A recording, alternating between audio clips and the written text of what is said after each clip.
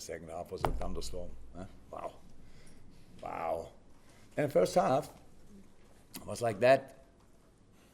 I know you tend to make headlines. It's with these things. We all had to get used to the crowd as well. First half, it was like the boys knew that the last pass was not great. If you hear it, then on top of that doesn't help. It's not like it's just like that didn't help. So we had to make sure that we all start new. And second half, not that I needed a proof, but what this place, together with a bunch of fantastic footballers, is able to create is so special. Oh my God. The second half we were undeniable.